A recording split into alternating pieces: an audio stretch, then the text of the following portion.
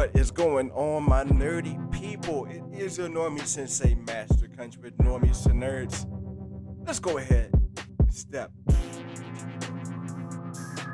What's going on? It is your Normie Sensei Master Country with Normies to Nerds.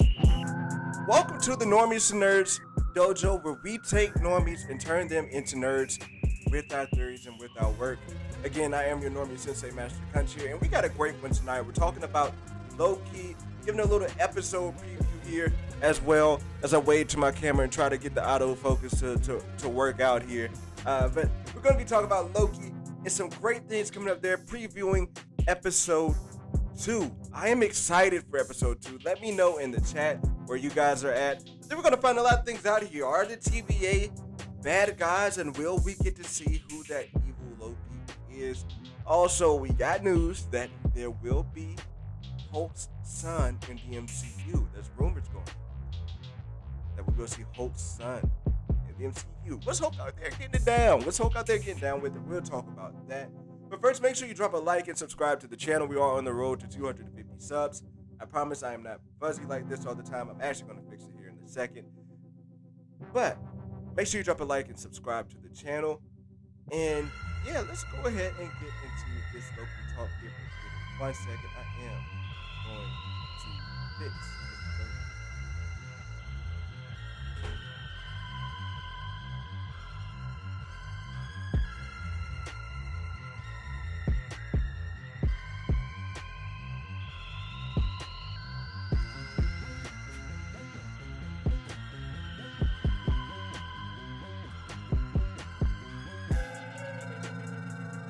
I apologize. Are we good now? Are we good now? All right, cool. So yeah, and also a little bit different here. If you're catching this on a replay, go ahead. Don't be afraid. Go down there and drop a comment in the comment section, and also hit one of the thumbnails so you know where we are in the show. If you want to skip ahead to the Hulk news at the back half of the show, that's fine by me. Do what you want to do. Watch what you want to watch.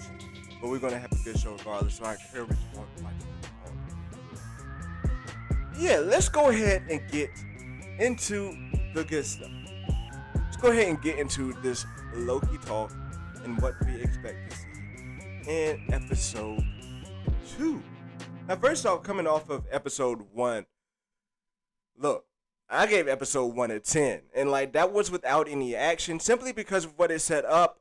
We saw from the rip just how much connected it is to the MCU moving forward.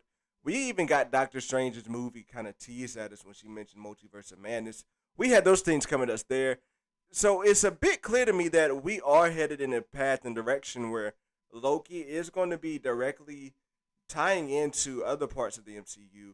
And I am very excited about that. And I'm looking forward to see if that's something they continue to do. Honestly, right now where we are, if they like cut it off and said, all right, that's all the connective tissue you're getting, I don't even think that'd be that bad, because honestly, like I said, we got a lot of connective tissue, even in just that one short that we got in that animated sequence.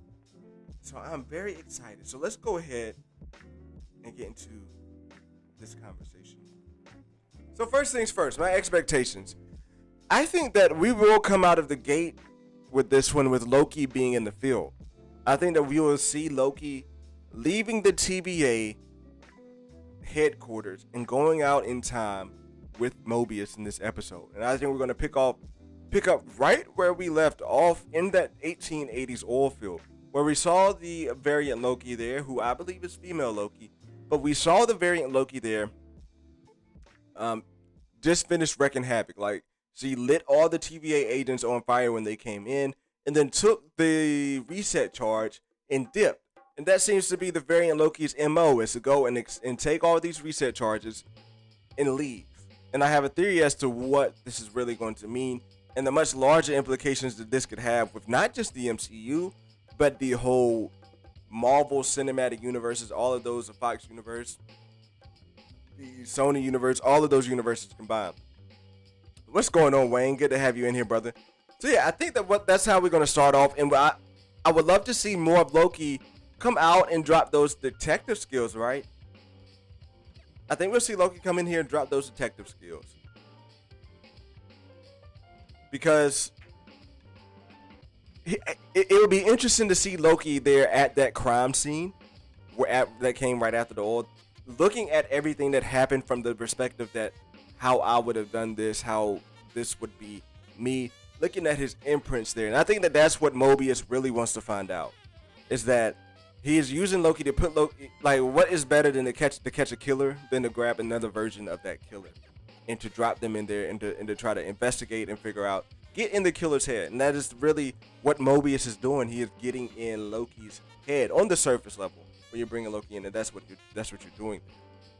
So I think we'll get to see Loki do some of that, the detective work, that good stuff there, coming in there, and like I said, maybe even admiring the work. Look, I've seen people say it throughout other chats, like, Loki is mad narcissistic, and I think there'll even be a time where he will admire his work in episode 2, admire that work of Variant Loki in episode 2, because again, he loves himself, and if he finds out that, I think he already regards the TVA as such a standard, and I think that if he sees a Variant Loki doing this stuff, then he will be proud of it. But also as well, wouldn't that intrigue Loki to kind of get mischievous as well, because he'll see that another version of himself can do that, and I think Loki would ultimately want to be, at least this Variant Loki will want to be the top Loki, the prime Loki, that I am the one on top. What's going on, Eric Shaw? So that's what I think we'll see in episode 1, in episode 2, just to kick it off. It's them in that crime film. Now, while Loki is out in the field for the first time with the TVA, I expect to see Loki to want to get away, right? Like, who? Loki has to get in trouble, right? That's the thing. That's his MO. I think that he is going to get out of time and really try to F things up in his way and try to get away from the TVA and get in trouble there. Try to find different ways to escape. Look, this is his first time out of the pen. This is his first time being free. So, yeah, he's going to definitely try to find his way to weasel around, to get away from Mobius, to do his own thing out there. And I'm excited for that, just to see what hijinks. I don't think we're going to see that Pompeii scene. I think that Pompeii scene could be something huge that could be orchestrated with female Loki. But I think that Pompeii scene is something that's going to be saved for the latter half. But maybe we'll see a scene where he goes to a different place, or he just tries to run. Something to try and get away from the TVA and ultimately fail. But yeah. So another piece that I really want to get off here, I think we'll get one or the other here to get us off this week and to end the episode. Again, I think a lot of what we'll see is throughout this episode is maybe hints that the TVA are the bad guys. Like, I don't think anything is going to be written out. I don't think anything is going to be like massively done to see what they're doing. But I think we're going to start to get more hints that the TVA is not the side who we should be pulling for, at least at the moment. That at this moment, the TVA may be the bad guys. And that's real deep, because I see that coming. Like, again, we see Loki questioning what they're doing by killing trillions of people in universes when they reset them. We see Mobius kind of having remorse. So again, I think we'll come out of here with one. We'll get more answers onto what the TVA is doing. Are they really bad folks? Are they really bad or not? And then also too, we can get answers on whether or not Mobius, where he is. I think that he will have more of an understanding of where he is on this episode. If he is a good guy, if he's part of the TVA and he's working with them and he's serious about their mission. Because there is some hints that Mobius does care about the people that they're killing in the reset charges. I think we are getting hints there, and I think that's something that he would definitely wrestle with. So I think either one, we'll get more kind of in-depth of the theories to be more clear of whether or not Mobius could be in on causing the havoc against the TVA and be against the TVA, or could he be just playing the hell out of Loki and being one of those guys who is just the emotional good cop? At the end of the day, he's still a time cop, right?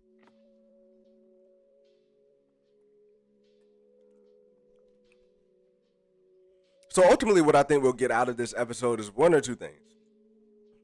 But either or, right? I'm not thinking we'll get two of these, but we could. First thing is, do you think that we will see the variant Loki that is causing all this mischief be revealed? Whether you think it's a male variant of Loki, whether you think it's a female Loki, Do you think we'll get that revealed? And I think that is highly possible that we get this female Loki revealed at the end of this episode. Because let's be real, these episodes are supposed to go really quickly. Like, we got six episodes in this series. So it's not going to be a bit of a slow burn. I think they set the tone that we are going to make massive strides in each episode. And to me, that is a great part of the series. But with that being said, I think we have to see the unveiling of this Loki to maybe end the episode here, to get us hyped for the next one, to get the theory trains going. Because here's the thing, this episode, I think we get Loki to see who the other Loki is. And again, if I think it's a female Loki, I can't wait to see that reaction. And then we could pick up in the third episode with their fight or conflict. I think that they'll have a conflict, and then in episode 4, come together and talk. And then in episode 5 and 6 is Loki and female Loki against the TVA, right? It's just like my kind of cliff notes of how we're going throughout these episodes. So yeah, I think we have to maybe get a glimpse of female Loki here and see what Loki's reaction will be. Again, we might not hear a word from this Loki. We might not see anything yet of what she's actually doing, but I think that hood comes off and Loki sees that it's a female Loki. That maybe even it's a part to where Loki gets a jump. So that could be another hint that Loki even gets a jump. We're doing this detective work. He can maybe figure out where this Loki's going next. Then Mobius and the TVA get there, and there's more of a fight than what there usually is. And that hood comes off, and then boom, Loki sees the variant Loki, which I think would be female Loki. And I cannot wait to see Loki's response. Like, he's either going to be like, like kind of turned on by it, or he's either going to be like, the hell is this? Like, going to be kind of effed up by it in the head that he's seeing himself as a female, right? So that's what I think one thing that we could get. Another thing, like I said, is that tying into the part where I'm saying that I think we'll see more of the bad side of the TVA. We could see more of when charges get reset, when these multiverses get blown up. We could see more of what happens there. I think that's very interesting because it again establishes what they're doing. I think that they really laid kind of the smallest foundation of that with Mobius, when Mobius was looking so sad when he was talking to that little kid, knowing that little kid was about to get blown up, knowing that about to get erased from the timeline, knowing that the little kid was about to die. You saw it in his face, and then again you see it in the what is it? Is it the Mongolian desert? What desert did they land in the first episode? Whatever desert, the Gobi Desert, I believe.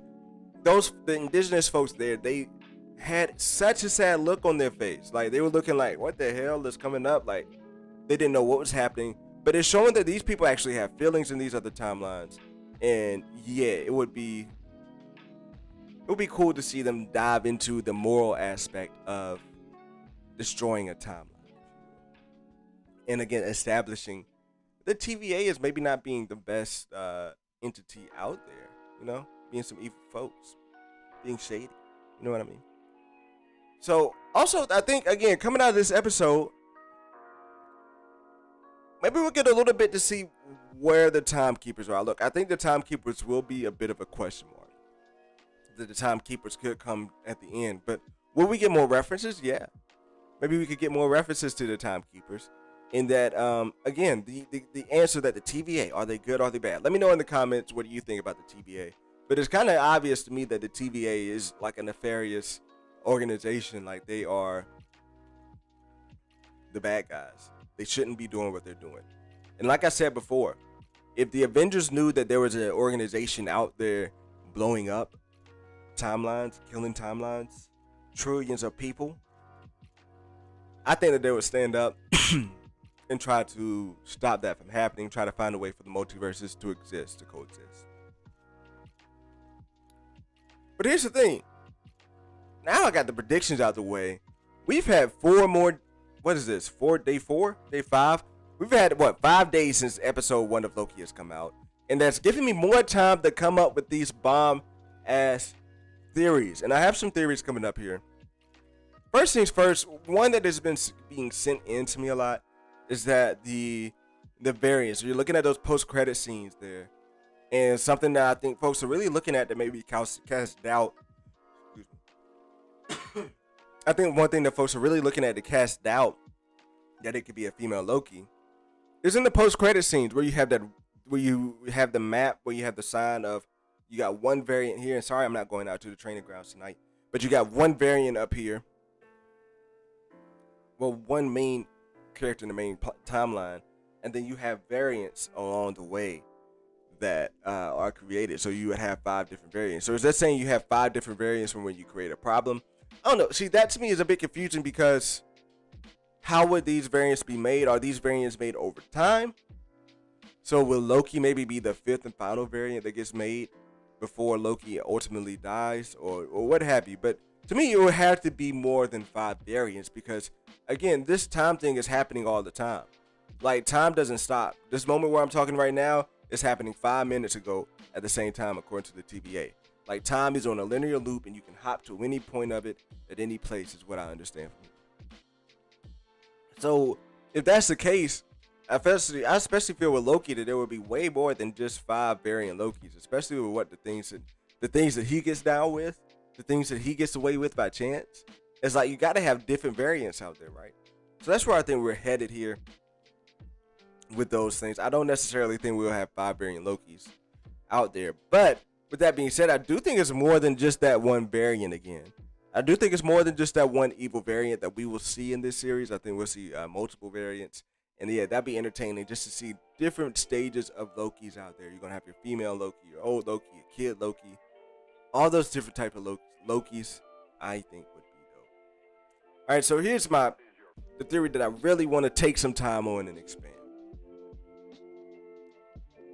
We have seen in the animated short, again, I'm stuck on that short because it is set up so much for the MCU. Literally name dropped multiverse and madness in the same sentence. So check this out. Loki seems to be being used to kickstart the next phase of Phase 4, and to also maybe be an explainer of the multiverse and what we've seen going on. Maybe what we've seen with Pietro, as well as what we will be seeing in Spider-Man Far From Home, Spider-Man No Way Home, with the multiversal villains, as well as the rumored Tobey Garfield. Tobey Garfield. Wait a minute. Andrew Garfield and Tobey Maguire. What we rumored to see there, Tobey Garfield. I'm pretty sure that happened. But we're getting rumored on what we can see there, and with the multiverse, and I think that Loki is going to tie right in. So here's the thing: we have to remember that in the TVA, we are not at any one point in time. Yes, this Loki is grabbed from 2012, but at this point, we're in no time, and I think we're in the quantum realm. And the quantum realm is a great explanation of being in no time, because remember, Scott Lang was in the quantum realm for 5 minutes to himself, but he was really in there for 5 years. So even in a more controlled pocket of the quantum realm, they can be in a place where time does not exist. People say the same age of that sort, and it's just, you can do whatever you want because this time is limitless there, and you can literally pop into the timeline by accessing those convenient those convenient tunnels. God, I blanked on the name. I had it right before I said it. Those convenient tunnels and time vortexes in the TVA, in the quantum world, they can easily access that from the TVA because they are there. But here's the thing. With that being said, it's like anything can happen with these timelines. So you know how they're saying there was a multiversal timeline, and basically one timeline had to win, and that became the sacred timeline and protected by the timekeepers. I think there's some metaphorical real life stuff happening there, and I want you guys to walk with me. What's going on, Felicity? And I hope you guys notice, you see that beside Felicity's name there? You see that beside her name, that beautiful little wrench right there beside her name? That means she got that power. She in here with the moves. Thank you, Felicity, for hopping on this mod. But yeah, also too, we got Ashton as a mod as well. I got a feeling that folks are over there at Theory's channel for Nerd Theory tonight, but the show must go on. Somebody's always streaming, right? So check this. One timeline wins and becomes a sacred timeline. What does that sound like to us? So I want to tie this into real life. Tie this into real life here. as the multiverse was as Marvel movies were growing, we started off with Fox X-Men. People liked Fox X-Men when they started coming out. I know I sure did. Those were the superhero movies I grew up on. And then we got the Sony Spider-Man that was going over there, and those two continued to go on until the MCU timeline, the Marvel Studios with Disney, this universe with Kevin Feige. When this came together, you got your different multiverses here. And you also got your Fantastic Four timeline. Can't forget them as well. You got your different multiverses going on here in waves. You got your shows, your Spider-Man shows, all that good stuff. What this short be referring to is what happened with real life. Because through the time of watching these movies, you start off with X-Men, you see Spider-Man, and then you see the next Spider-Man that they have with the Amazing Spider-Man as the MCU is really starting to take its stride. And didn't it seem like a little bit of a war for these Marvel movies to really get you to determine which one you stick to? Like, I think the MCU really worked to make it clear that we are not related to a Fox universe, or we're not related to a Sony universe. That these things are completely separate. Our characters are completely separate. So to me, that's a bit of a multiversal war, if you will. Let me know if you see where I'm going here. That you got these two entities fighting against. You got these studios fighting against each other to get to the top and become the ultimate MCU. The ultimate Marvel Cinematic Universe, which is the one that we have now. And that is the sacred timeline that won. Now again, the TVA, I think these multiversal wars and what the TVA is doing it doesn't have to be in chronological order in time. So keep that in mind. So as we're going throughout and we're watching these, so now we have a sacred timeline in the MCU. What's happened through there, and you know the MCU, they got the rights back to the X-Men. They got the rights to the Fantastic Four. They're working out things with Sony, and there's even rumors that they got the rights to Hulk, even though over there at Universal they did not make their own universe. So follow me here. Could it be that those timelines that were out there, those different lines that were out there, could it be that those were Sony universe? Could it be that those were Fox X-Men universe, Fantastic Four, Amazing Spider-Man, Into the Spider-Verse? All those lines that we saw in that animated short were different universes that we have for MCU movies and MCU characters, Marvel characters. So who comes out on top? The MCU. They become the sacred timeline. They become the ones that are adored and loved by fans that we keep there. As his fans, we might have been a little bit of the timekeepers. What's up, Vito? As his fans, we could be a little bit of the timekeepers, right? In deciding which timeline, which universe would be sacred to us and to keep hold. So that's what we have had going on for the last maybe 4 or 5 years. Like F Dark Phoenix, F Apocalypse. Really, it's just been this sacred timeline of the MCU of what we've been taking forward. I can't even forget the Agents of S.H.I.E.L.D. universe. So here's where it gets crazy to me. And how we could explain how this really ties into Multiverse of Madness and what things mean for Marvel moving forward. We come to a point to where we're getting these rumors of WandaVision. We're WandaVision getting Evan Peters, and yeah, we get Bonered, but there could be a very much good explanation for that. We're getting rumors of villains coming into Spider-Man Far From Home, No Way Home, from different universes. How does Loki set all of that up? Let's take a trip. What's going on here with the variant Loki taking all of these charges, and what do those charges do? Remember, I think the charges erase, for one, the little stick. It depends on what the size of charge you have, but for that little stick that they use to erase that one variant, the Goldman Sachs kid, he's retconned, his whole history is taken away from that multiverse. When you're looking at the multiverse that Loki created, it is ended, disconnected, erased. Same with what I think is going to happen with that old timeline or with France. But what the variant Loki is doing, and I think eventually our main Loki, the Loki 2012 Loki, what we're looking at, I think what they're doing is taking these reset charges to set off for themselves. And here's the thing. Remember at first when I was thinking that Kang could be in the TVA or that Kang could be running the TVA? That changed to me because I thought it would be a bit more interesting and kind of more realistic if you keep the Timekeepers the same. And that the Timekeepers and Kang the Conqueror have this kind of war going on. And I think Kang the Conqueror is trying to get rid of the TVA. Who has the most benefit from multiple timelines? Kang the Conqueror, if you're looking through history. Benefiting from a multiverse. So one, I think Kang is behind this, and Kang will be helping them blow up the TVA from the shadows. So what I'm getting at here is, it may be becoming a little bit more clear to me that we are getting set up to see Loki and female Loki take all of these reset charges and retcon the TVA.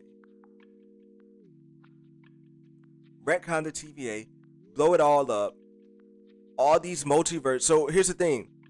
It's not just going to erase the TVA from the present time. The TVA is in the place that I remember we told you is where time is they're in every point of time. They can go into any point of time. So if you're erasing them from this time period that is all over, then you're erasing, I think, everything that they've ever done. So this opens up the avenue for the multiverse to expand. Now hear me out. This could be that the multiversal war that they're talking about could have very well happened in the midst of the MCU that we were watching. Right? So it's not that long ago before all of these universes smushed together. So what I'm getting at here is when you blow up the TVA, what does that unleash? That unleashes the X-Men universe. That unleashes the Spider-Man universe. The Sony universe where the Amazing Spider-Man or the OG trilogy, that releases that universe over there. That releases the Fantastic Four universe. All of these universes being exploded, and we have these coming in now, and where we can see bits of these people coming in from different universes as things collide, as we get incursions. We could see these things collide. So where you saw Evan Peters collide into being Quicksilver over here in the WandaVision, that can make sense because it's happening all throughout time. That everything that we could have these incursions going on, hence leading into Multiverse of Madness. And also setting up Kang, because Kang now has the power to work with his multiple selves, as well as set himself up to be Immortus or Kang the Conqueror, whichever one you want to call him. But to me, that'd be a dope way to kind of bring all of this in and to really tie it into real life. If that the timelines that we were looking at would be the movies, the different cinematic universes that are going on. And then at the end of this, when Loki blows up the entire TVA, all of the TVA's work to keep these timelines in check goes out the window. So we have hella timelines going on, hella multiverses going on, and that just again descends into madness, and all over again sets up a war. Now here's the thing. I think we will at the end of this come back to a secret timeline. Not in Loki, not in Multiverse of Madness, not in No Way Home, but I think in the Secret Wars way that we get back to all of this and it come in. Because again, it's like tying this into real life, tying this into them acknowledging that's another good way too, because they own these other properties. So like they'll be making money off of these Fox movies. So if anything, for the young MCU fans who maybe have not watched all the Fox movies, this could entice them to go back and watch them, and they can make some money off of it. It can work out for them in various ways. So for Loki to be the one to set this all up, I don't think anyone would have seen this coming. I think that, look, if Loki is not, we already know that Loki got the most views out of any Disney Plus premiere. We already know that people got an eye on Loki and are watching it. But if anybody didn't, when we start to really get into the meat and potatoes Multiverse of Madness, folks are gonna realize, oh shit, I should have gone back and watched Loki if I didn't, and people are gonna go back and rewatch it for the little clues. But yeah, that's where I think we're headed. I think we're headed to a bunch of universes, the Sony universe, the Fox X-Men universe, all of these things coming together to get actually all of these things being ripped apart as the MCU blows up the TVA. So the TVA gets retconned, all of the retcon. The TVA gets retcanned and get reset. All of the work they've been doing is erased, and then all throughout time, not just from 2012 Loki. You got to remember, all throughout time, these timelines will branch off and go out their own separate way, and that's how we get to see these different universes, these different Spider-Men come in here, and that's how we get to see folks like Evan Peters run into WandaVision. That's how we get to see folks like Toby Garfield, or did I say Toby Garfield? Yeah, Toby Garfield and Andrew Maguire again coming back in there. Don't you dare try to bring Fox X-Men. But yeah, and that's maybe Cap. Maybe that's how we see your boy Scotty Summers. And again, I don't think that these roles would be permanent. I don't think that we'll see them permanently, because it's a perfect way to lead up to Secret Wars, and for that to happen again and get reset. Somehow either cut us off from each other's multiverse and keep us on an equal parallel path, so that you can just maybe leave the Fox universe over there and let them go on their path and you don't ever think about it again. Or you mush them all back up into sacred timelines, they bite the bullet, and bring in as much as you possibly can from these other universes. So maybe that's how you bring in your X-Men into these other universes, certain X-Men. Because let's be real, I would love for them to make new X-Men, like my man says, that Scotty was weak. I'd love for them to make new X-Men, for real, and bring them in that way. But let me know what you guys think. Is it possible that those lines of multiverses that we saw in that short would actually be multiverses that were made by the different studios? And then at the end of this, we could get these studios be, at least some traces of the studio, some actors be brought back when these things explode.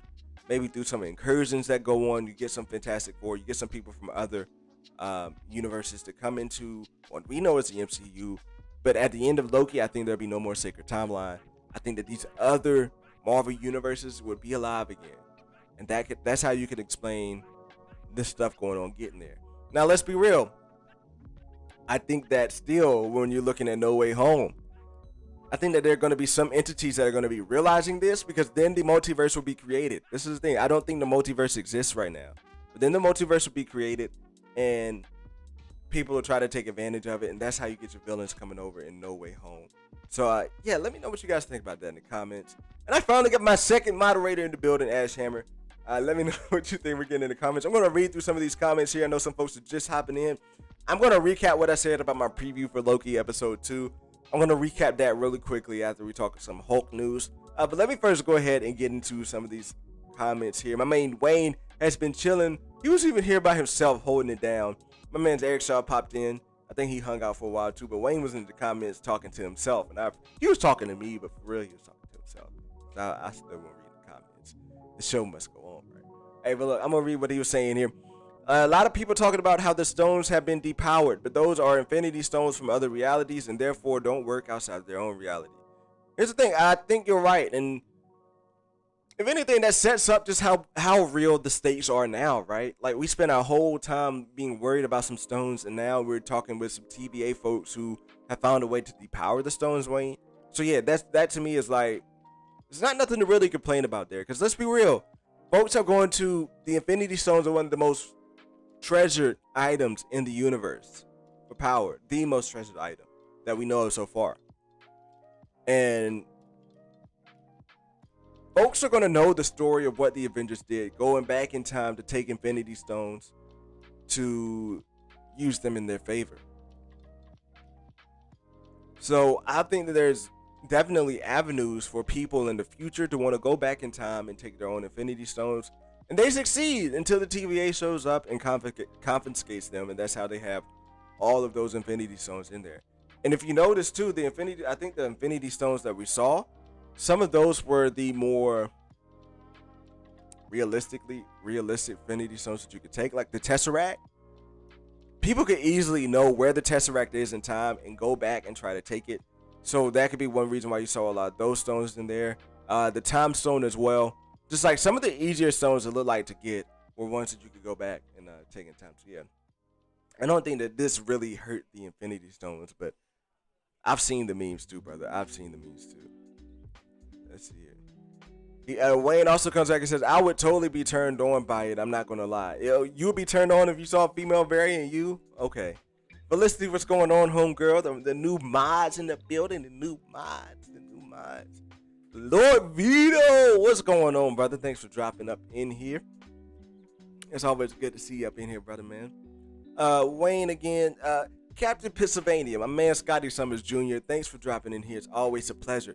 My man's Chillmonger, what's going on? Make sure you click on his profile and go sub to his channel over there. He says, if Evan Peters gets explained, then this is the best screenwriter Marvel has ever had. And again, I think this could set the precedent. I don't think Evan Peters might not be explained until Multiverse of Madness, but I think this could set the precedence of how we saw Evan Peters, to where we know that this is how Evan Peters comes in.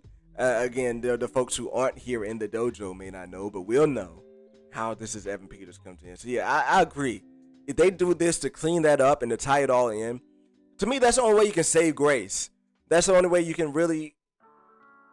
Let me know, like, how much of an improvement would it be to WandaVision? Put it in the chat. How much of an improvement would it be to WandaVision if we get the Evan Peters cameo explained, to find out that he was just more than a boner, that this was something going on in the multiverse? Let me know in the comments what you guys think about that. Would it really enhance WandaVision's rewatchability? I mean, as Cap already said what's up. I say what's up to you again as many times, Cap, bro. What's going on? Daniel Fisher, my man, how's it going? Sheev the Wise, yo, bro, I gotta hit you back up in Discord. Are you good for Wednesday? Just let me know in Discord. I'm terrible at getting back to folks in Discord. I need to get better at that. That's for sure. That is for sure, man. I went up too much. Streamlabs effed me up right here. Captain Pennsylvania says, don't you dare try to bring back Fox with the Fox X-Men. Hey, look, I'm here to get Logan, I'm here to get Halle Berry, and I'm here to get Magneto, whichever one you want to get. If you want to get Michael Fassbender, if you want to get the OG Magneto, and I'm also here for either the OG Xavier or the young Xavier. Whichever one you want to bring in, I am here and down for. But yeah, I don't want to see Scotty Summers again, to keep it 100. You right about that. Just because again, he was a little B word in the Fox universe. Castle Pennsylvania also comes back and says the OG X-Men should be Spidey's age. True. And again, this can happen along any point in time. So that's the most beautiful thing about it, is that even if they explode the TVA and retcon them, wouldn't it be kind of cool if we got time jumps in those different multiverses? Like, and it's just things just never really stopped moving, never really stopped going.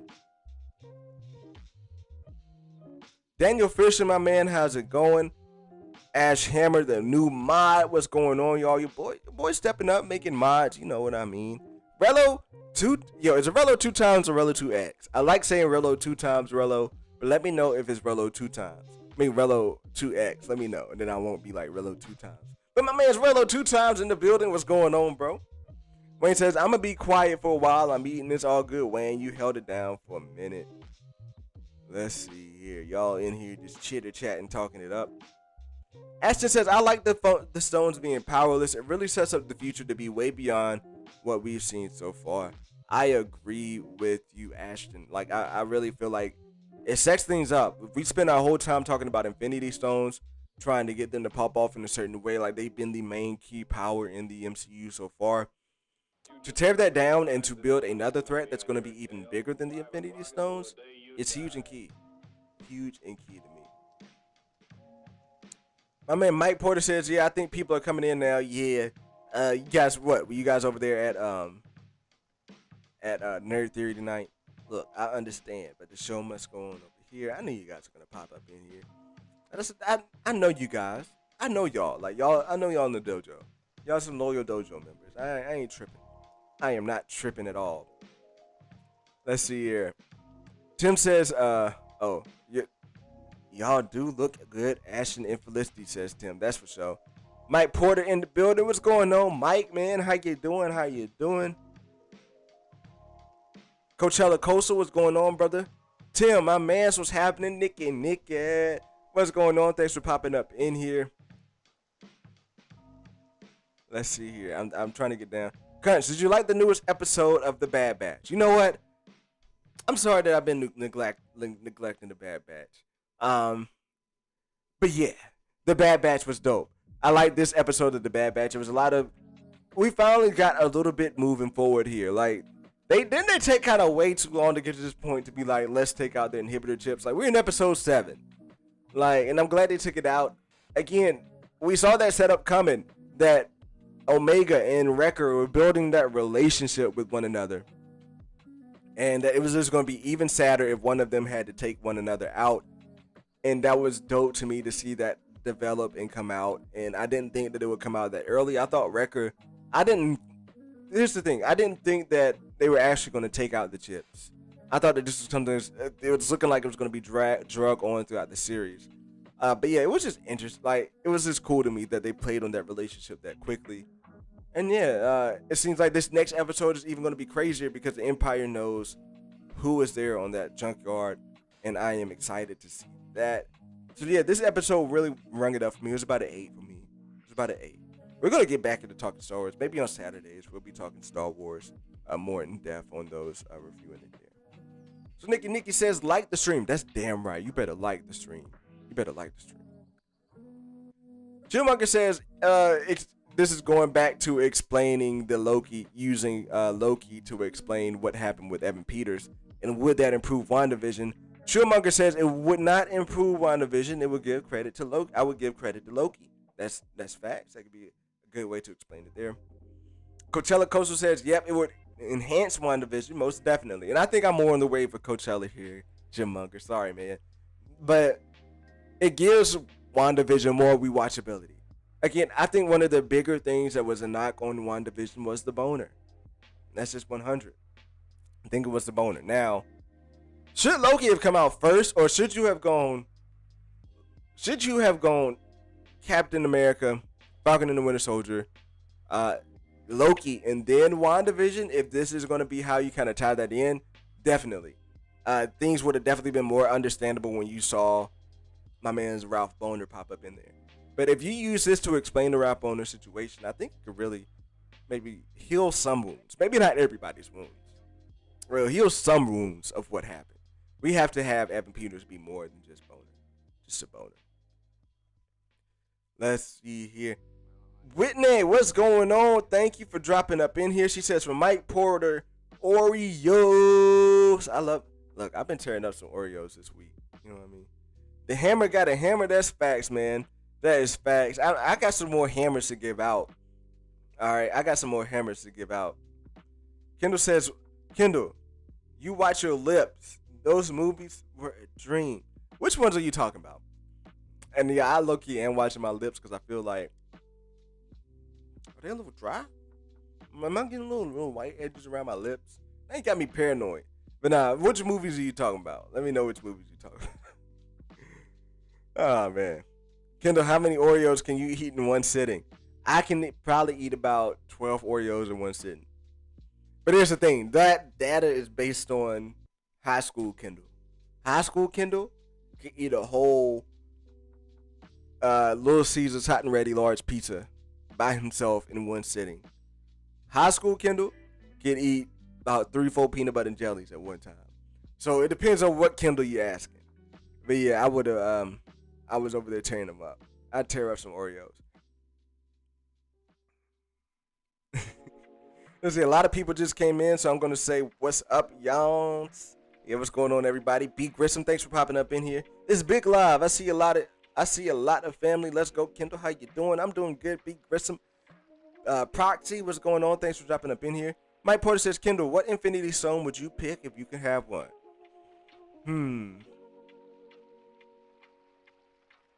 It's a good question. Depends on how I could use it. Honestly,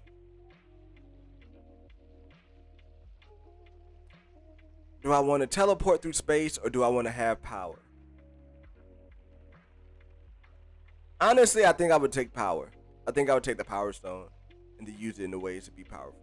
I think that's just me. Like, I think I would use the Power Stone. There are other stones. I don't think it's the coolest stone per se, but I think it's the one that could be mostly used to what I like to have happen. I could get rich off the Power Stone. I could do good with the Power Stone. Maybe take a little bit more strategy and time to do things with the Space Stone or to do things with the Time Stone or the Mind Stone. But the Power Stone, it's automatic results. And that's what I need in my life right now. It's automatic results. So hit that like and subscribe so we can get up to that 250 sub mark. See how I did that there? Felicity says, never like tearing down the past to build the future. If they're doing that, then they better bring it. Okay. Omega. Proxy says, pretty sure the multiversal event referred to in the Secret Wars, in the episode was from Secret Wars from the 616 comic. I think so too. And Proxy, if you're just jumping in here, I'm saying that those multiversal events, each one of those multiverses that we see could be different universes from Sony, from Fox. All of those things could be different multiverses, leading into the Loki's coming in and exploding the TVA, retconning the TVA, taking all the work they've done out, hence opening those multiverses back up. Sony's relationship is healed. Fox now belongs to Disney. Opening those multiverses back up just to have them collide and get incursions, and you get characters coming in from different ways, and then boom, you can reset timelines. And I saw Power Broker, and yeah, if we reset the timeline and make Sharon and make Power Broker who Power Broker I think it really should have been, and that is a new character, then yeah, I want that. If anything that comes out of this new sacred timeline that I think coming, can we reset Power Broker, please? Can I get the real Power Broker and not Sharon? I guess I just don't think they're necessarily tearing down the past as much as I think they're expanding the scale of what's possible. Facts, Ashton. Facts. Oh, you're talking about them sad Fox joints. Look, I like them Fox joints, man. Up until Apocalypse, I like the Fox joints. Days Gone, The Days of Future Past, I like that movie, yo. It was good. Let's see here. Captain Pennsylvania. Did you mess up, Yins? Oh, are you talking to somebody? Don't walk through Southern PA talking like that. Oh, you talking to me, Cap? Oh no, Cap. What you talking to me? Mike Porter says Loki is going to be big. Mike, Black Widow is going to be big. Hopefully, Shang-Chi and Eternals will get marketed, so it could be big. Spider-Man No Way Home is going to be big. Next March, Doctor Strange is going to be big. Thor is going to be big. The MCU is going to be big. Mike is just hyped for everything that's coming out with the MCU. He says, most certainly, I'm an MCU stan. I want to be a DC stan, but they are not giving me enough. Mike Porter coming in with the real takes, Mike. I feel you, bro. I feel you. Nikki calling him an MCU stan. Look, I think Mike works for Disney the whole time. Mike gets checks from Disney. That's what's going on. Praxis says, just glad we're getting the real Mandalorian in Shang-Chi. Hopefully we get Mysterio Justice in the future as well. Captain says, you're funny, bro. Look, I don't know, bro. That was just hilarious. So look, I got some show notes here. Again, on Wednesday, hopefully we're going to have Sheev in the building, or if Sheev can't make it in, we have another guest in here. Are you butchering yins? Yeah, I don't even know what yins. Are you talking about yins talking about? I was talking about you butchering yins. Yeah, get yins about it. Like, I don't know, bro. We say y'all, all that stuff down here where I'm at, man. Say y'all, what's good? Bet I'm hip with bet. I'm hip with yerd. Like my folks from college from Jersey. Yerd, good with all that. But yeah, bro. But look, let me get back to it. Show notes. First off, again, like and share the channel out here. Let's get these subs up. Get to the grind of 250 subs in here about September 1st. Big goals, but I think Loki is really going to pick up on folks looking on things online coming up here in the coming episodes. So we're going to be ready here in the channel. We're going to be grinding here in the channel in the dojo. Again, on Wednesday, if we're good with Sheev, we can have Sheev the Wilds coming in here on Wednesday. We're going to be breaking down, giving our raw reactions to episode 2 of Loki, which I think is going to be a banger. So, I'm going to be talking about that. And then on Thursday, put a fist in the chat if you enjoyed last Thursday's stream and that style of breaking things out in the training grounds like that. Put a fist in the chat if you enjoyed Thursday's stream. Let me know if you enjoyed Thursday's stream. I enjoyed having it. It was one of the more fun streams I've had since I started streaming. And we're going to be bringing back that same energy this Thursday, talking about Loki, breaking it all the way down. So yeah, I'm excited about that. What's going on, Jason Stroke? Thanks for dropping up in here. So we're going to be talking about that on Loki. Make sure you invite all your Normie friends in here to get that breakdown exclusive there. Unfortunately, look, I understand we didn't have a stream on Saturday. That's because family came in unexpected here. And we, unfortunately, will not be having a stream this Saturday either. Simply because I'm actually going to be in a wedding this weekend. So I have to be up there in Jersey this weekend for a wedding. It's going to be a fun time. One of my best friends from college is getting married. We're going to be going up. So it's going to be a good time. But unfortunately, I will not be here on Saturday. But we'll be coming back full force on Monday with the long stream to make up for it and to talk that good old nerdy stuff in here. And then from there on out, throughout the rest of Loki, I should be good on the weekends. I do have one anniversary weekend coming up where I will not be on. I probably won't be on that Thursday for the anniversary weekend, or I do a Thursday morning stream. But that's later on in the late months, in the late weeks of July. All right. So let's go ahead and get into our next bit of news here. Am I missing something? Am I missing it? It's going to be like what, in Willenboro, somewhere right outside of Philly. That's where we're going to be in Jersey. Alrighty. So let's get into our next piece of news here. And that is the Hulk news. Was Hulk smashing cheeks? Was Hulk getting it in on Cigar that we didn't know about? Look, to me, it only makes sense. Hulk was a man in them streets.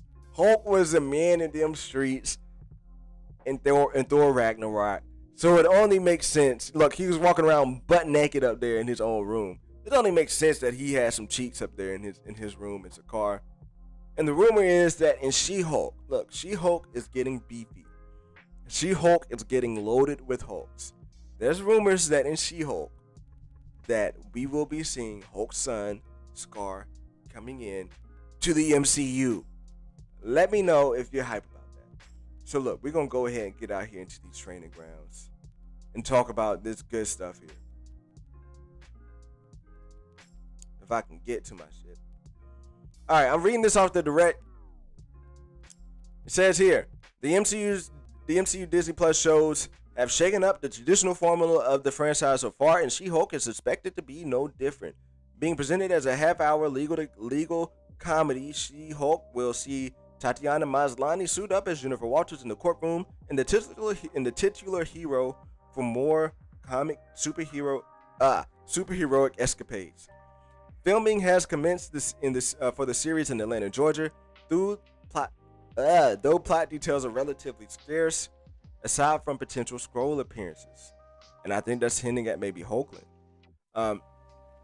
Let's see here. The show will bring back MCU veteran Mark Ruffalo as Bruce Banner, in addition to Marvel newcomer Hamilton star Renee Goldsberry in an undisclosed role. Tim Roth is also confirmed to reprise his role as the Abomination, making a grand return after being absent from the franchise since 2008. And now it seems like another Hulk-like character will smash his way into the upcoming Disney Plus series. According to direct sources, Scar will appear in Marvel Studios' Hulk She-Hulk series. The character rumored role in the show is unconfirmed by Disney or Marvel. In the comics, Scar is the son of Bruce Banner, conceived by Hulk's tenure on Sakaar during the Planet Hulk storyline, and possessed very similar powers to his father, though also inherited abilities through what is that? Sahara, a Sakaarian. So, hope you guys didn't laugh at me stumbling through that shit. But let me know if you guys are here for it. What's going on, Marvel Mania? Thanks for dropping in. Let me know if you guys are here to see Hulk's son coming into the MCU. And I think that this could set up some crazy shit. Now, here's the thing. I want to see Hulk come back and be angry. I want to see Hulk come back and be a savage. We had to find a way to get Hulk not smart. Like, it's cool. You were smart for a little while, but yeah, we need to see Hulk become savage again. We need to see Hulk do his shit. So here's where I think things can get interesting. We see Hulk be... We're seeing She-Hulk setting up these various Hulks. I think we'll come out of Black Widow. And again, we're going to start dropping some Black Widow videos. Like, I'm starting to work on some Black Widow theories. Don't think I've forgotten about Black Widow. We are coming out with those. But I think we'll come out of Black Widow with Ross being set up to be Red Hulk. So we'll have Red Hulk. We'll have She-Hulk. We'll have Scar. We'll also have Bruce Banner. And we'll have Abomination. So it's ridiculous and crazy to me also that all of these things are going to be coming in this series. And something that I read there that I wasn't really aware of was that it's supposed to be like a legal comedy. I'm thinking it maybe had the vibes of like Brooklyn Nine-Nine. But I think at a certain point we're going to get into some dirty action. And I think the thing that people are trying to figure out is, what is she working on? What is she doing to be a lawyer here? What is she lawyering on? And I think it could be a part of an aspect as to where Hulk needs a lawyer. Hulk could be going through things. Look, Hulk is finally back on Earth after all of the things that happened in Age of Ultron when he went ham in Africa. He is back on Earth. Now, here's the thing. He's been on Earth for a while, and he's smart now. But it could be a point to where they could be bringing up old charges or what have you. Now, all of a sudden, you get his son to come in, and his son to wreck things up too and be pissed off. And I think there's just going to be a lot of Hulk fighting going on here. Now, here's what to me is more interesting to set up that's maybe beyond this series. It's that while Hulk was on Sakaar, and he was the champion on Sakaar in Thor Ragnarok, I don't think we actually properly got a good Planet Hulk, right? I don't think we properly got that filled out. Sakaar is up for grabs, I think. We come out and we see the Grandmaster, with them cannibals, maybe getting ate. They could be room for someone like a Hulk to return to Sakaar. And Scar could be the one bringing him there.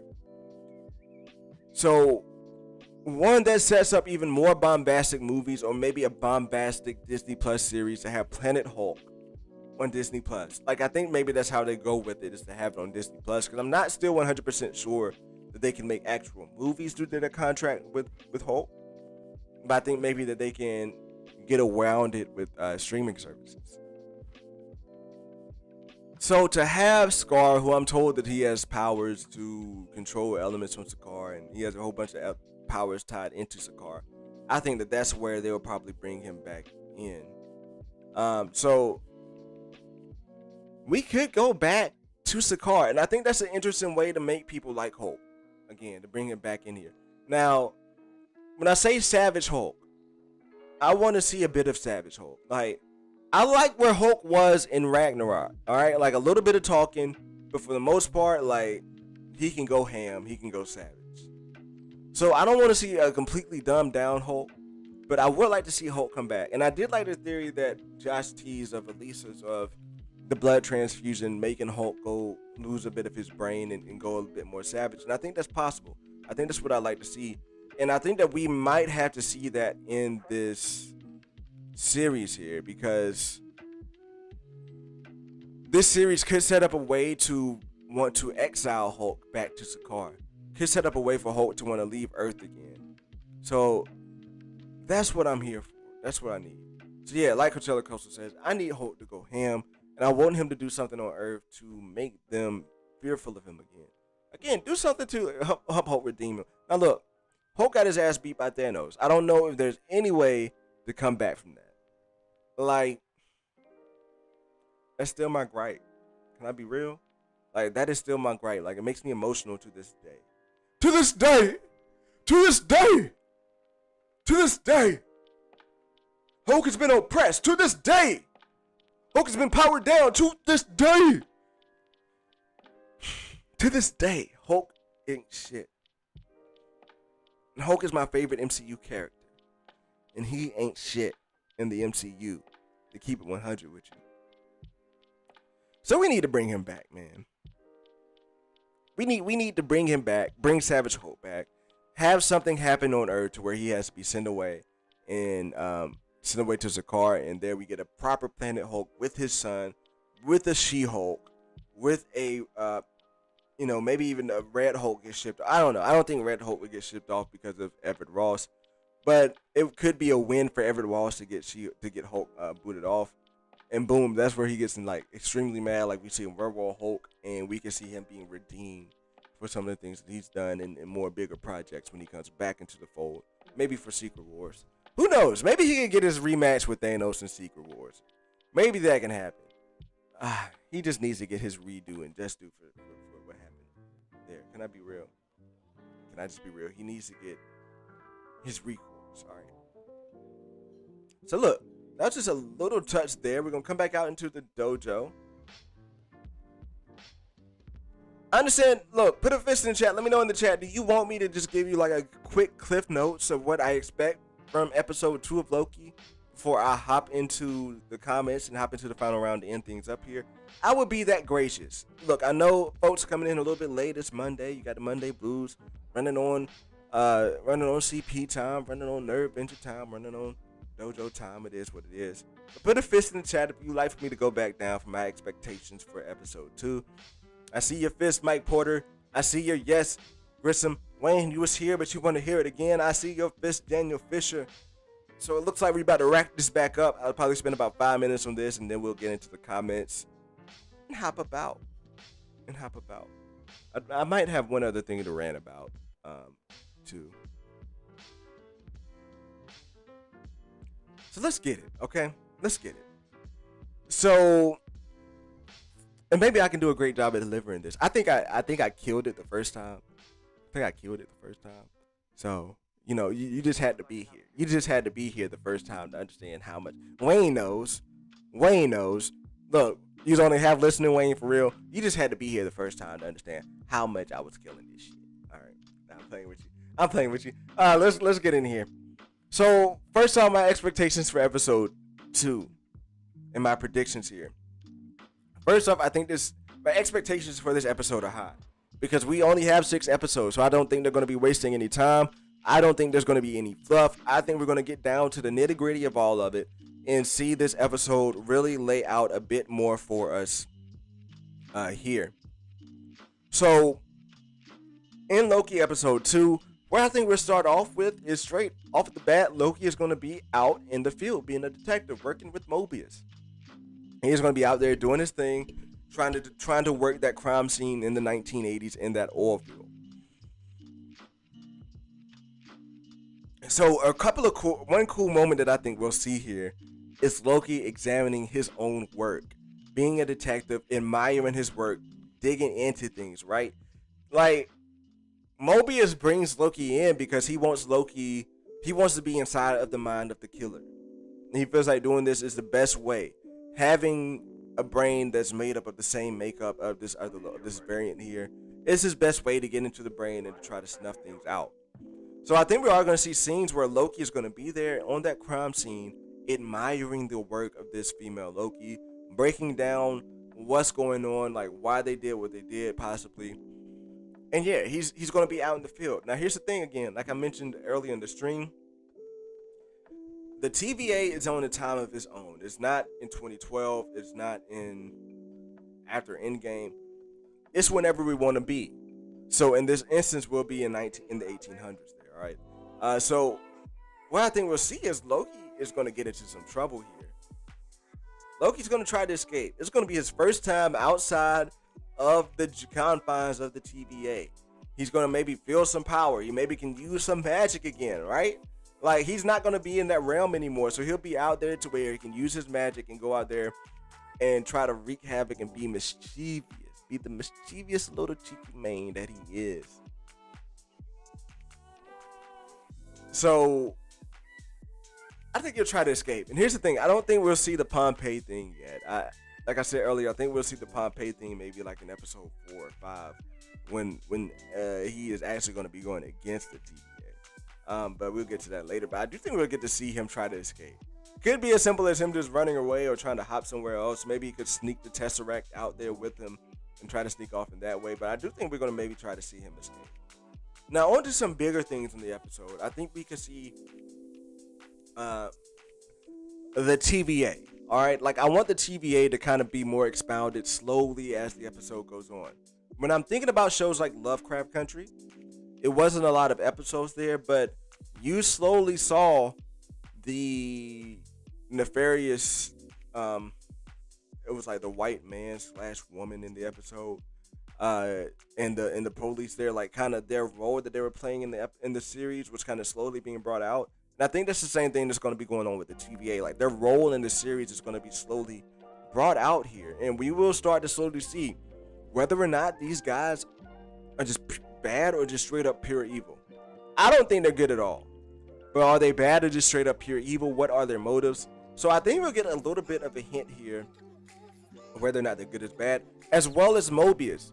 Mobius's mannerisms in the last episode were that of he's ashamed that some of this stuff is happening. His mannerisms that we saw in the breakdown was that he did not want to see these kids, these trillions of people being killed. That's the kind of vibe that I was getting from him. And it seems like he hates his job. Like he does it because it's a necessary evil, but he hates doing it. Burn down my desk first, he says. So I think we're getting more of an understanding of, is Mobius really just someone who is going to do his job, follow orders, and do what he's supposed to do? Or is Mobius going to be someone who is actually going to step up and fight against what the TVA is doing? So I think we're getting more of a kind of more theories and more lines will be put on Mobius and where we're going here. But to the big enchilada of what I think we'll see in episode 2 is, one, we'll get more of an answer of what really happens to timelines when the TVA resets them, or we'll see a reveal of female Loki. And here's my 2 ways that we can maybe see this happening. Again, the female Loki one I think is more on track of what I think we'll see. And if it's not female Loki, the other variant of Loki I think we'll get to see here.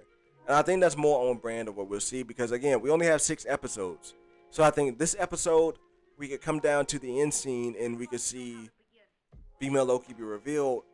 Episode 3 is where Loki and female Loki have their first interaction. Episode 4 is when they actually sit down and talk things out.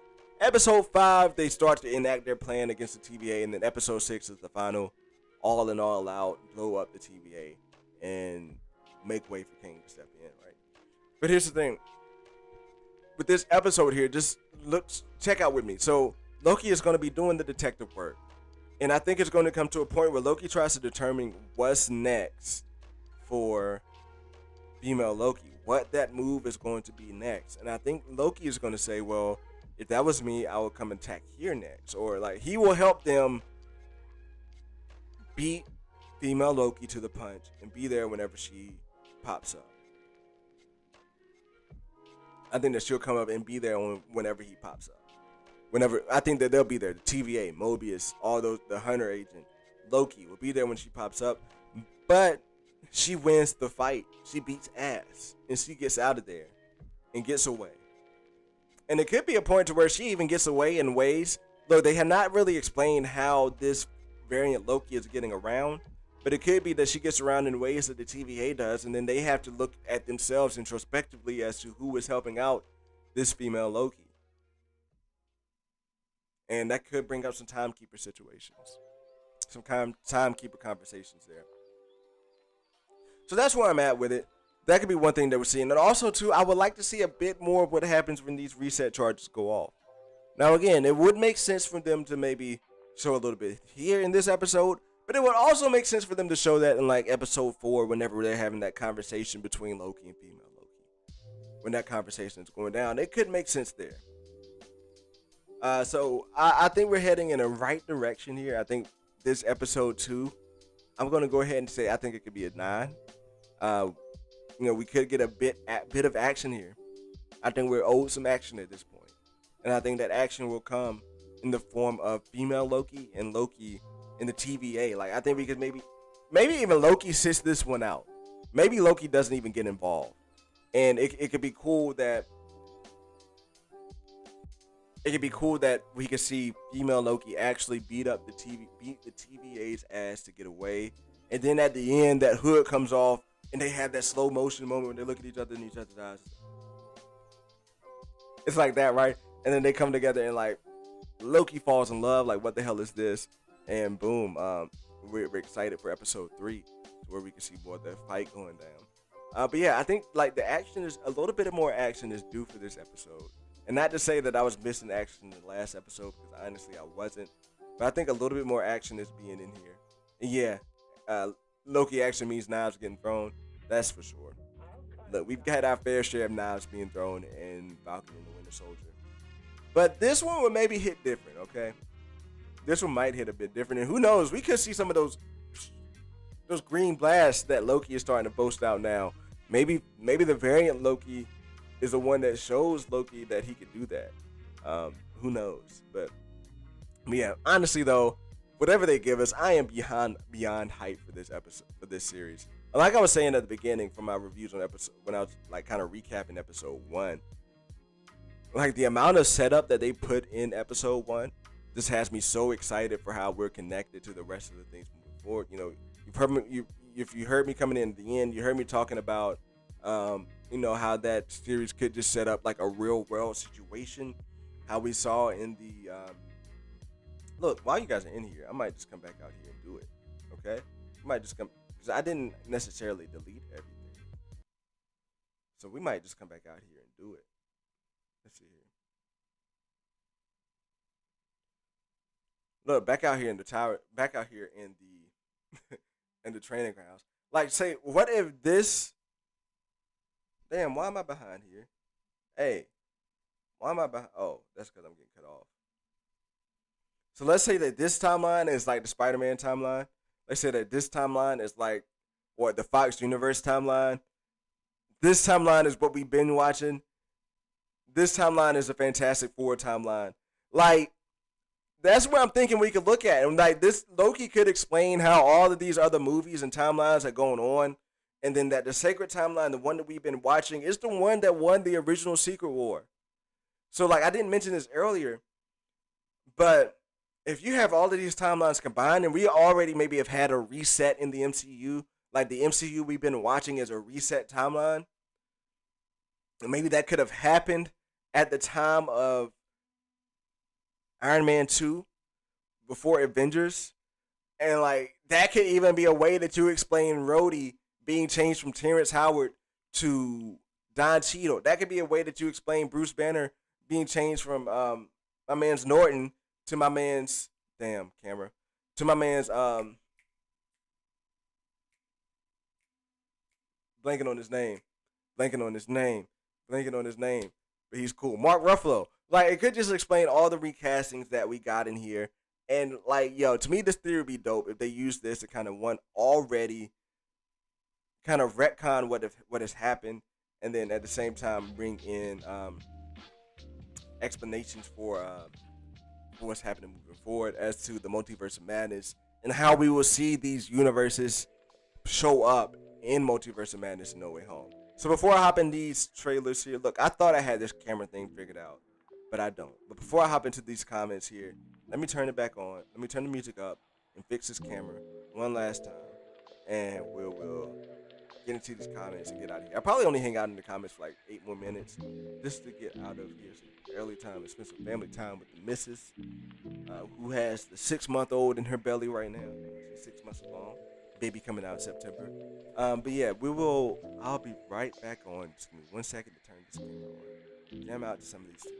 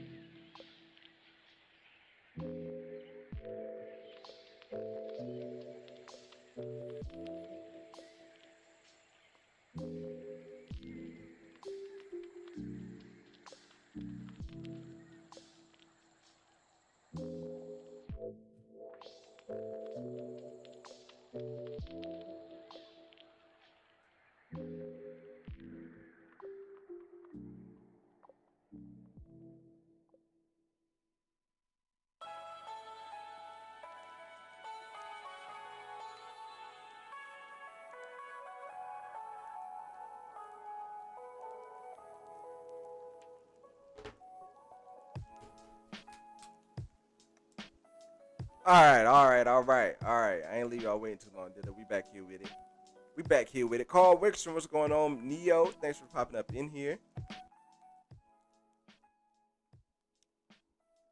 All right. So let me get to some of these comments, not these out, then we get out of here, people. We'll get out of here, good folks. All right, so let's go all the way back up to some of this Hulk stuff going on. And look, if I skip your question on Hulk, that means I don't know it. I'm gonna be 100 with you. That means I don't even know it. All right, let's see here. Mike Porter says Hulk. That's all he says. This is a good way to start it off. Wayne says Hulk angry. Which good strain of weed? Yeah, just give him some good old tobacco, right? Felicity says I need to meet the woman that took the Hulk stuff. I need to meet the woman that took the Hulk stuff. Right?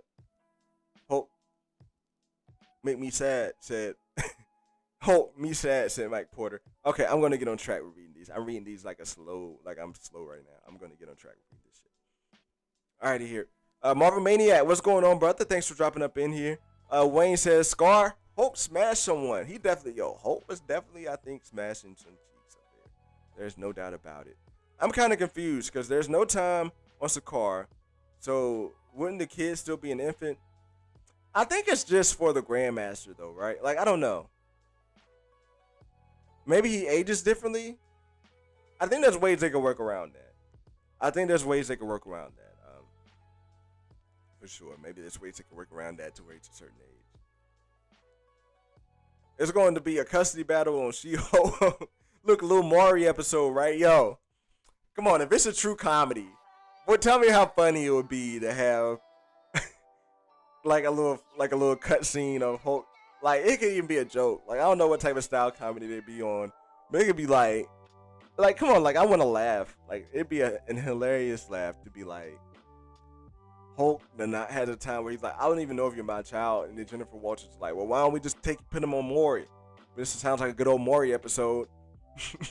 And you have like Hulk up there being like, this ain't my head. Like, he don't got my muscles. And then like on the other hand, you got Scar being like, look at my head, look at my forehead. I can even smash it. Look, that whole scene would just be hilarious, bro. It'd just be hilarious. Nikki says, blah, I'm not sure she's with the Hulk stuff. Scar, not Sakaar. Oh, yeah, but Scar is from Sakaar. My secret, I'm always angry. My Marvel Maniac said he living a dream. Let's see here. B. Grissom says, I'm personally am ready for everything. I feel you, bro. I'm ready for it all, too, man. Hope becomes a dead, says Wayne. We have plenty to be angry about. B. Grissom. Oh, whoops. Try not to read the personal shit. Felicia says, I think the MCU is moving past Hulk. That is why we're getting other family members. That, or they could be setting up Planet Hulk. Like, I don't think Mark Ruffalo is ready to be done with Hulk, and I think that the MCU wants to have as much at their disposal as possible. So I think Bruce Banner wants to tap into those stories and to tell stories of Hulk, to bring him back into prevalence before stepping down. You know, I think maybe if he could give like one or two more good runs to bring Hulk's name back into good graces with the entire fandom. Because here's the thing, I don't doubt for a bit in my mind that Mark Ruffalo isn't aware of how people feel about Hulk right now. So yeah, I think we're going to get to see Hulk come back and do his thing. Nikki is also on the same line saying, I don't know about Hulk anymore, but I'm always down for some Jeff Goldblum. Wouldn't it be cool if he makes a cameo? And yo, Jeff Goldblum could even be the one that brings Scar to Earth.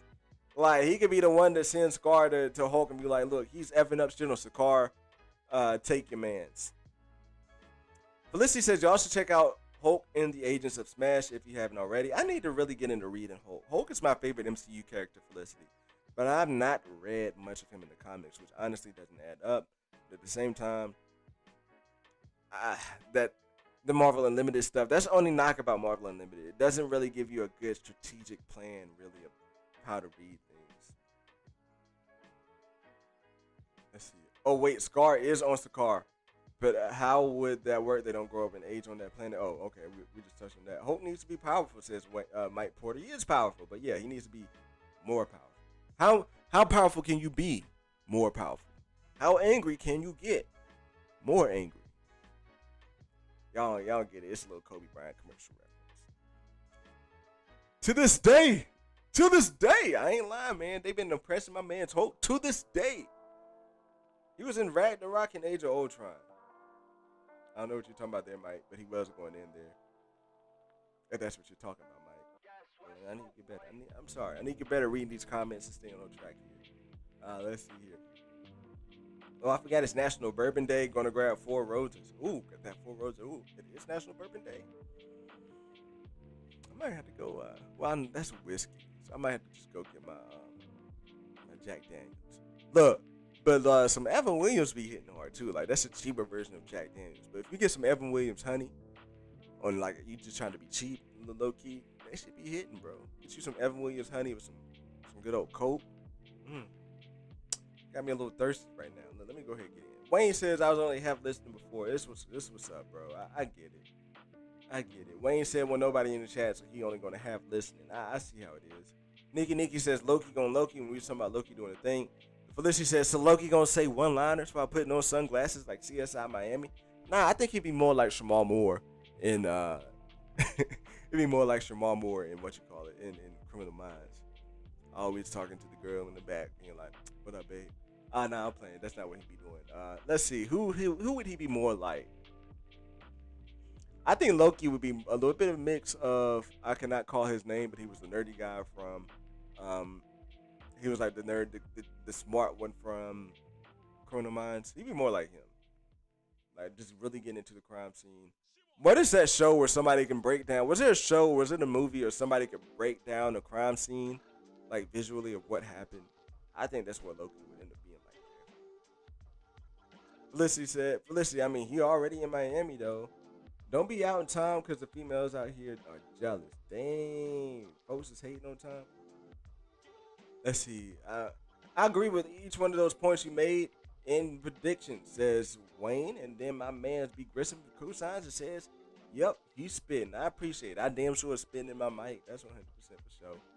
Let's see. I can't believe how much I care and feel invested in this story. When my first viewing of episode 1, I was disappointed. Even the second one bored me a little bit, but I enjoyed watching it way more. I am highly hyped. That's what's up, Wayne, because you were down on it. I was like, Wayne, come on, Wayne, are you just going to go opposite of me now? Because, yeah, you loved Falcon and the Winter Soldier, and I was a little down on it. And then I'm so high on Loki, and you was like, it was all right. But you're coming around. I'm digging these thoughts. I think this will weave a great story to culminate in mad action in the second half of the series. I agree. And we already touched on Chillmonger's dope comment about Loki meaning knives being thrown. And Nikki says, yeah, I'm ready for knives. Are you ready for knives? I'm ready for knives. And Wayne says, Chillmonger, what's new? Hope all is well. That was a personal comment. Ash Hammer says, knives out. Let's see it. B. Grissom says, can't wait to get back with you after. It's going to be real interesting. Facts. It's facts. Come back Wednesday. Initial takes. My man Sheep, hopefully have my man Sheep in here. I got to hit him up on Discord to make sure everything's good with that. Mike Porter says, Miss Minutes, ring the bell. Oh, Felicity, you think I was talking about Eric Banner? It would be cool to bring Eric Banner in here too. Maybe even Lou Ferrigno. Bring in all these people from these different properties. Like, just pay homage, right? Just pay homage. I think there will have always been Secret Wars since time of the Eternals. I see what you're saying though, but I don't think that's it. Well, here's the thing, like, we will be watching these things, and again, we can still get the story of the main timeline. Like, certain stories, even though we can have different universes, so after Loki blows up things, we'll have Multiverse of Madness. Shang-Chi can still take place in the main timeline. The Eternals still take place in the same timeline. Even the Marvels, the Marvels, and Secret Invasion could still take place in the sacred timeline, but at the same time we have these other things kind of clashing, and we could get maybe a nod to that in our different stories of things clashing from these other universes. And I think it just erases them throughout time, because time is not relevant here in the TVA. Plot twist, the Grandmaster is an Eternal. Isn't he supposed to be like a Celestial or something? Oh, he's an Elder. Never mind, he's an Elder. That's what he is. Let's see here. I would love an office-style She-Hulk show. She's always supposed to break the fourth wall anyway. Yo, that would be hilarious. I would love to see that. That would be dope. But I want her to be the only one that can break the fourth wall and do that. Justin Simone, thanks for dropping up in here, brother. Just the TVA in Chronopolis in the quantum realm. What's up, guys? Yeah, Justin, if you are new to the channel here, first off, I think it's the first time I've seen you here, maybe. Drop a like and subscribe if you haven't already. But yeah, we've been going in on that for a minute, bro. The TVA is confirmed to be in Chronopolis. And I did get a comment from Loki's Bird and talking about, well, the inside of it, the outside of the window is black. I think that's just a simulation to keep folks in the TVA from wondering about other things that's going on outside of there. That the TVA is in the quantum realm, and Kang, that's where Kang is to take over everything, bro. So yeah, and thanks for if you're subbed already, thanks for already being subbed. If you just subbed, it's fine here. I lost track to be real with you. But yeah, I'm just glad to have you in here, bro. But yeah, I agree. Like the TVA is definitely in the quantum realm. Like that's been the running theory for a minute. Like that is the Chronopolis city, and it's dope because that's if you're going to incorporate Kang into this, and then he's going to be incorporated into Quantum Mania, it's just essential to have the two there, and it's some real good connectivity. Long Halloween soon too. I'm excited to get back into some animated DC. The Flash logo got me hype. I'm not gonna lie. Let me look up the Flash logo because I missed it, to be real.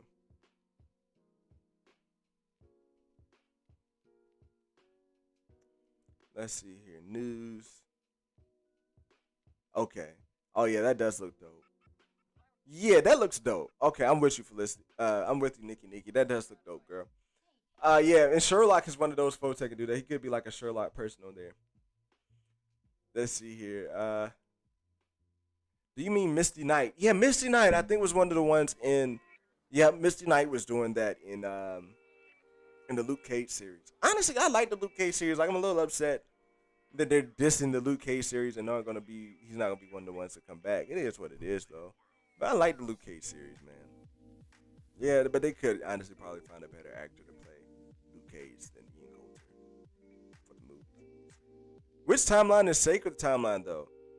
So the sacred timeline will be the MCU one that we watch. So at the beginning of the explanation, I was saying that we as fans were play kind of the roles of the timekeepers in deciding which timeline was sacred.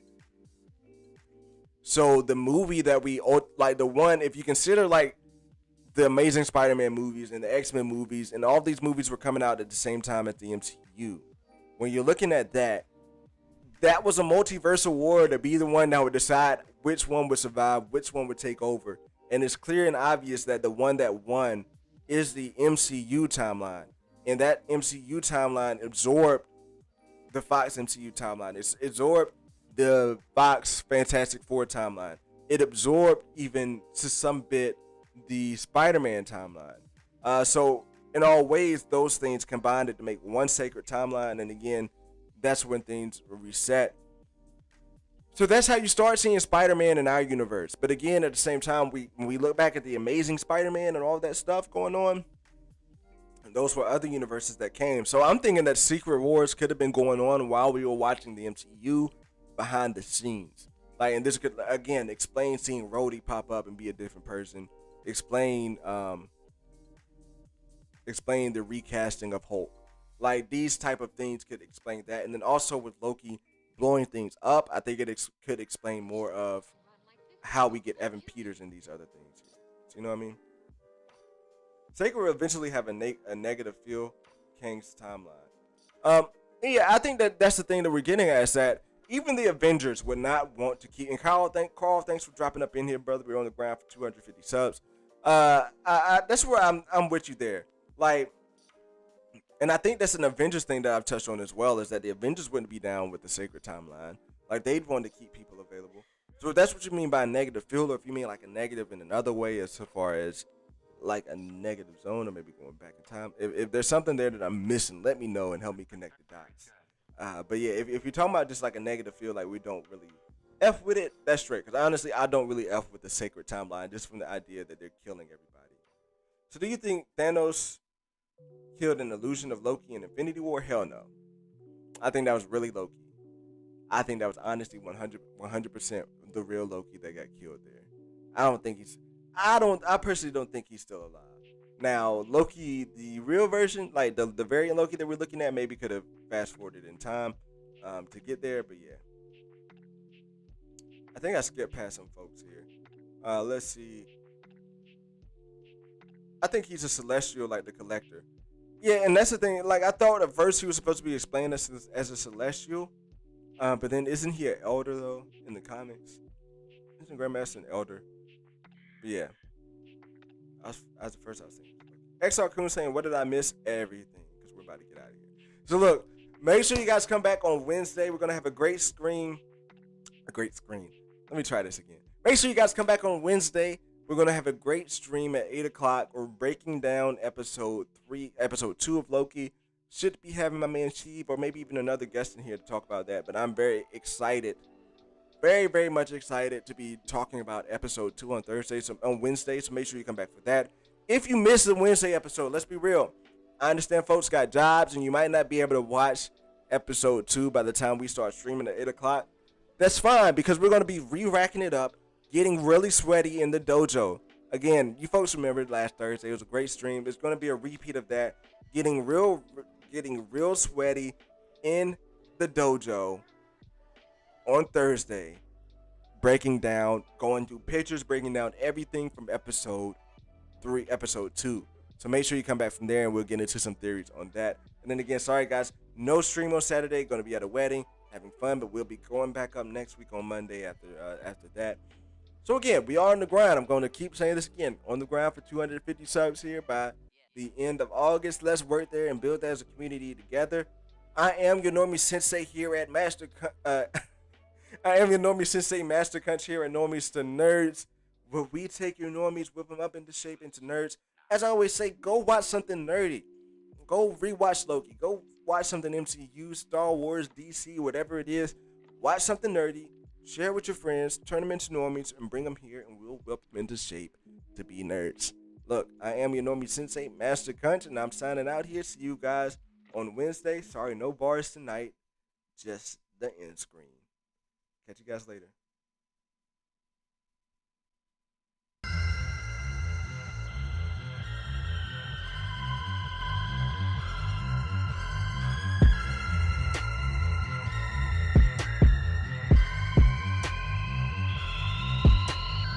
Trinity lurking. I see you. What's going on, Trinity? My man be lurking. I see you. It's all good. Lurking on. What's up? Go watch Dogman in the Discord, yo. Yeah. Ashley said, I'm pretty sure Ashley heard me say that. Yeah.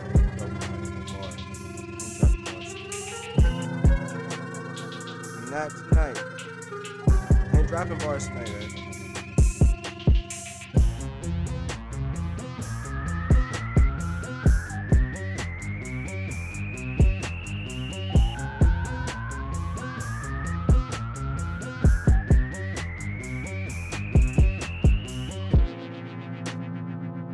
Ooh, y'all gave me 21 likes. I love it. That's what I'm talking about. 21 likes? Okay. Okay. I see what y'all doing there. I'll holla at y'all later.